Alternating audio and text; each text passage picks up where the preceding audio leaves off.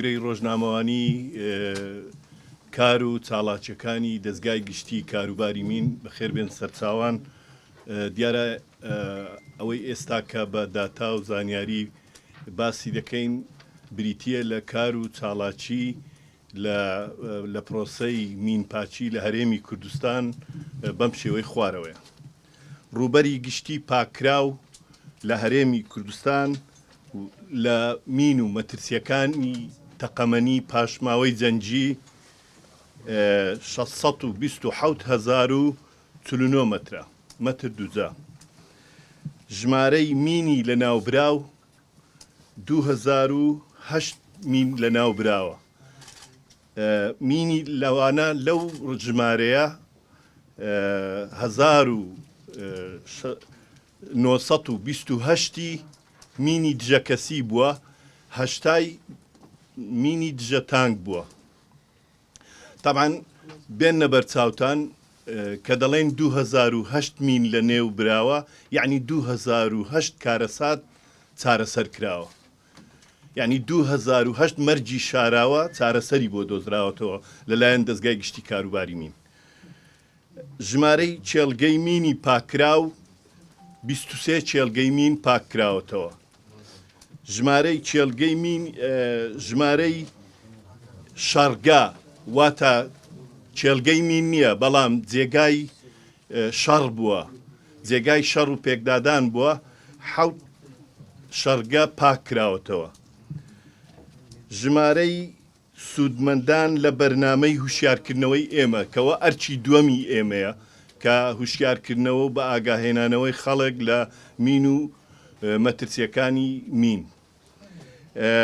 35,613 کەس سوودمەند بووە لە پرۆسەی هوشیاری کە دەستگای گشتی کاروباری مین لە چوارچێوەی بەڕێوەبەرایەتی گشتیەکانی خۆی ئەنجامی داوە. و هەر لە میانی ئەوە ڕێبەرێکی نامیلکەیەکی ڕێبەری شوێنی چێلگەمینەکانیشمان بە ژمارەیەکی بەرچاو چاپ کردووە و دابەشمان کردووە بەسەر دێهاتەکان و بەو سنوورانەی کە نزیکن لە مەترسیەکانی مین و بەسەر گروپە شاخەوانیەکان کە سەردانی ئەو شوێنانە دەکەن بەسەر ئەوانمان دابەش کردووە. کردنەوەی خولی ڕاهێنان بۆ کارمەندانی خۆمان 9 خول کراوەتەوە کە 94 کارمەند لێی سوودمەند بووە.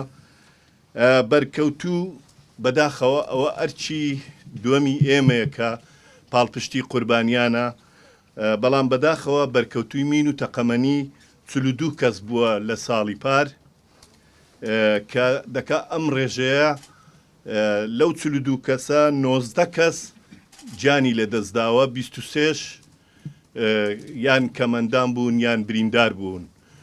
بەداخەوە ژمارەیە لە چاو ساڵی 2020 100% زیادی کردووە.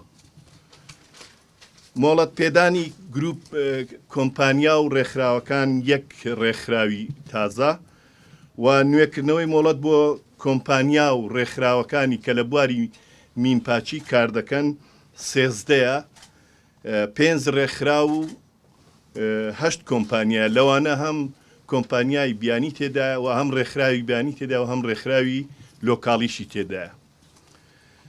ژمارەی سەردانی تیمەکانی دڵنیایی جۆریمان بۆ دڵنیابوون لە جۆری بەڕێوەچوونی کاری تیمەکانی مینلابەری 616 جار سەردانیان کردوون و دڵنیایی جۆریان بۆ کارەکانیان ئەنجام داوە. ڕووبەری پیسبوو کە ئێستا مابێ لە هەرێمی کوردستان بە مین و پاشماوەی جەنجی و هەڕەشە بێ بۆ سەر گیان و ژیانی هاوڵاتیان بریتیە لە 255 کیلۆمەتری چوارگۆشە لە تەواوی هەرێمی کوردستان.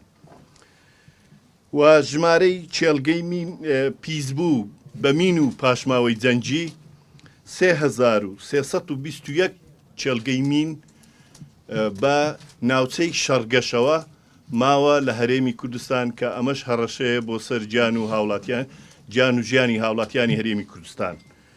پەیوەندیەکانی ئێمە لەو بوارە دیارە دەستگای گشتی کاروباری مین لە هەموو هەوڵێک دەدا بۆ ئەوەی کە هەرێمێکی خاڵی لە مین و پاشماوەی جەنجیمان دەستکەوێت. ئێمە لە پەیوەندیەکانمان مزەکەرەی تەفاهم هەبووە لە واتە یاداشتی لێک تێگەیشتن لە نێوان ئێمە هەرێمی کوردستان و وڵاتی سلۆڤینیا کە لە ساڵی پار چووە باری ئەنجام درا و ئەم ساڵ بە فعلی لە ساڵی 2022 ئەوانیش لە ڕێگای ڕێکخراوێکی خۆیانەوە بە ناوی ITF دێن لە هەرێمی کوردستان کار دەکەن و یاداشتی لێک تێگەیشتن ئێستا لە کارکردندایە لە نێوان هەرێمی کوردستان و عێراق واتە دایرەی ئەلغامی عێراقی کە ئەوەش زەرور بوو لە نێوانمان بێتە ئاراوە و یاداشتێکی تری لێک تێگەیشتن کە ئامادە کراوە و کاری لەسەر دەکرێت لە نێوان وڵاتی ئەرمینیا و هەرێمی کوردستان. ئەمەش هەر لە کارکردندایە. بەخێربێن سەرچاو فەرمونون ئەگەر